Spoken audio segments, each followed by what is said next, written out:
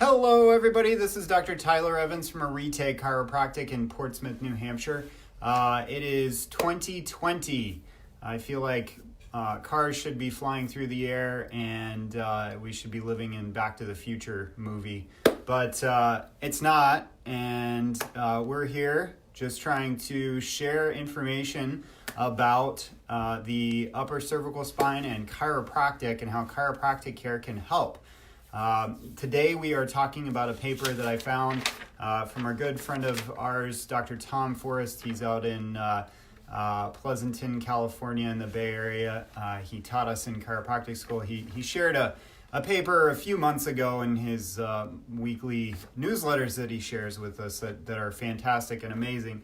But the paper that he shared with me the other day was a paper that was produced in 1994, and it came out of the prestigious journal of JMPT, Journal of Manipulative Physiological Therapy.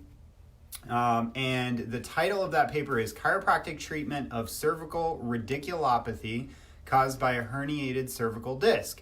Now, in your general ideas of treatment for herniated discs, the things that pop up are, first thing that you do is you go to the doctor and you tell them, oh, you have neck pain, shoulder pain, and the things that might indicate a herniated disc in the neck would be radicular pain or numbness or tingling into the hand or the arm, possibly atrophy. That would be an indicator, and they would diagnose that first through X-ray, then go on to CT or MRI.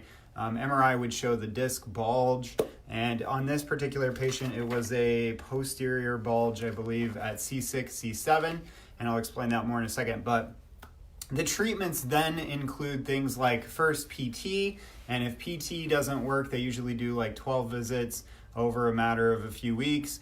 If things don't resolve, then they move on to more aggressive treatments like injections, possibly cortisone, or lidocaine, some mixture thereof, or then on to surgery if things are really degrading quickly and not getting better.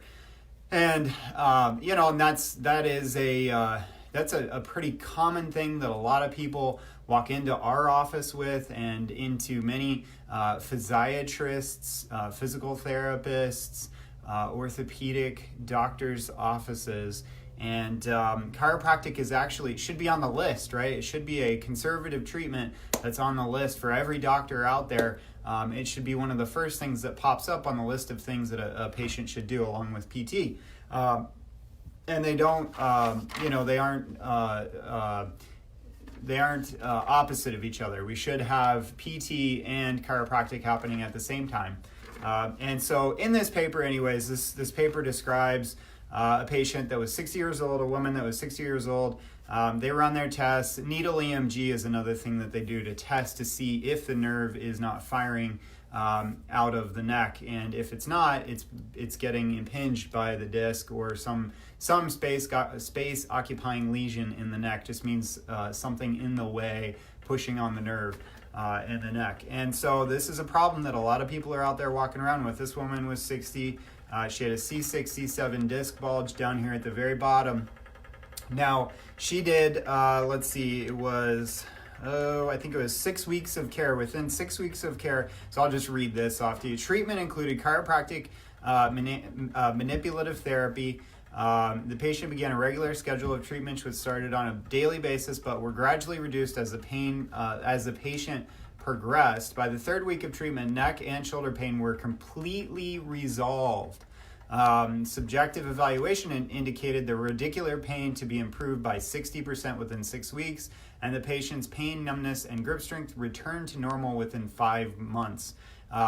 Now, that last piece there, the 5 months, that's important for people to remember, is that there are no magic wands in healthcare. There are no quick fixes, and something that I always educate my patients on in the office is that, yes, in the first few weeks you should be noticing some good changes. Things should be starting to feel better and move better. However, ligaments, tendons, and discs, they take a long time to heal, at a minimum 4 to 6 months, right? And so it's really important to educate yourself on that and know that these things take time to heal if you truly want to heal the problem and repair it.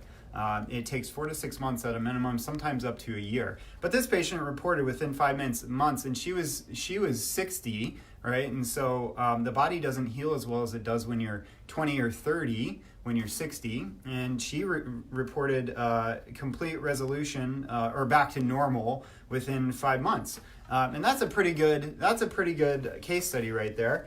And it just goes on to say that chiropractic should be included in more research in regards to, radicular symptoms and herniated discs in the neck. And I'll just show you real quickly how chiropractic can be helpful, especially upper cervical chiropractic care, which is what we do in this office here. But when we look at the spine, we have these curves through the spine that go from top to bottom, and there's a curve in your neck that should exist that oftentimes in most patients, they come in and their spine has straightened quite a bit. And what we find is that misalignments in the spine cause the discs to have weight placed unevenly on them. And so you might be asking, well, how can chiropractic help heal a disc? Well, what chiropractors do, number one, is we get the head back on straight on the spine so that the brain can communicate all the messages down through the spine to heal every organ, tissue, and cell in the body, because that's constantly what it's doing. And what we find is that there are these little misalignments through the spine that tweak the nervous system, and the nerves don't then communicate the messages properly. So we balance that, right? And so the nerves start to function better. But what we also find structurally is that when weight is placed unevenly through the spine, then we get degeneration and we get problems with discs, we get muscle spasms, we get these more structural pain type scenarios. And so what chiropractic is really good at is helping the body get back to a gravitational normal. And that's not something that we talk about often on these videos. Usually I'm talking about nervous system help.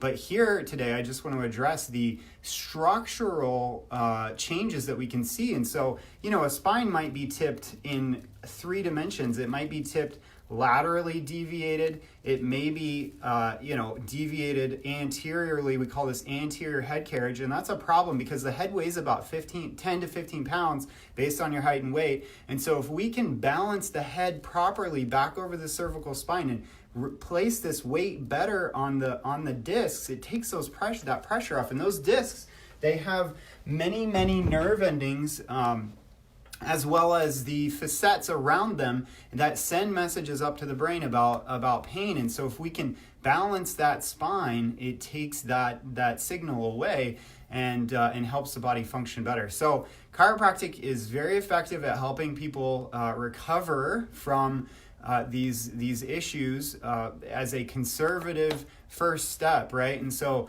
yes, there are patients that we have had to refer on from time to time, and that's unfortunate, but hey, it's way better to try chiropractic first and PT first than to just go on straight on for surgery or injections and try to correct the problem so that the body heals it on its own, right? And so that's what we do in chiropractic. If you have questions about that, please call our office.